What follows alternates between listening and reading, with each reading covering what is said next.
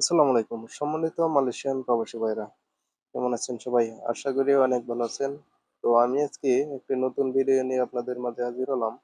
আর সেটি হলো আপনারা যারা মালয়েশিয়ায় টাচ অ্যান্ড গো ই-ওয়ালেট অ্যাপ্লিকেশনটি ইউজ করেন, তারা অনেকেই জানেন না কিভাবে টাচ অ্যান্ড গো ই-ওয়ালেটের যে ভিসা কার্ডটি আছে, ওই ভিসা কার্ড দিয়ে আপনি কিভাবে এটিএম থেকে টাকা উত্তোলন করবেন, হ্যাঁ?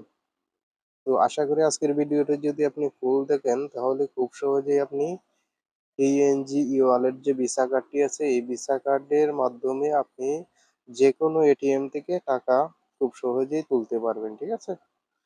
তো ভিডিওটি স্কিপ না করে পুরো ভিডিওটি দেখবেন, তাহলে খুব সহজেই আপনি বুঝে যাবেন কিভাবে টাকাটা তুলতে হয়, হ্যাঁ?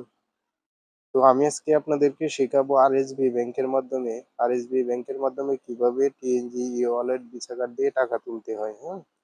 তো বেশি কথা না বলে চলেন আরএসবি যে এটিএম ব্যাংক আছে, এটিএম বুথে চলে যাই, ঠিক আছে?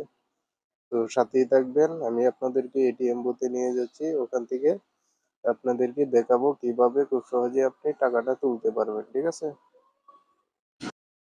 তো ব্যাংকেটি আপনি এটিএম এ প্রবেশ করাবেন, তো একটু অপেক্ষা করবেন। তো অপেক্ষা করার পরে এখানে আপনাকে ভাষাটি সিলেক্ট করে দিতে হবে, হ্যাঁ? তারপরে আপনার ব্যাংক কার্ডের যে পাসওয়ার্ড আছে, এই পাসওয়ার্ডটি দিতে হবে। তো আমি আমার পাসওয়ার্ডটি দিয়ে দিচ্ছি। তারপরে এখান থেকে আপনাকে খুঁজে বের করতে হবে ক্যাশ উইথড্রয়াল, হ্যাঁ? এই যে এখানে দেখেন ক্যাশ উইথড্রয়াল আছে, তো এটা ক্লিক করে দিবেন, ঠিক আছে? তারপরে এখানে প্রসেসিং এ ক্লিক করবেন। তারপরে অ্যাকাউন্টটি হচ্ছে আপনার সেভিং অ্যাকাউন্ট, তো আপনি সেভিং এ ক্লিক করবেন। তারপরে এখান থেকে অ্যামাউন্ট দিবেন, হ্যাঁ?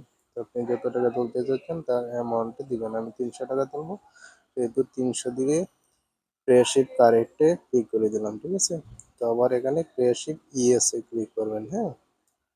তো ক্লিক করে দিলাম, একটু অপেক্ষা করতে হবে।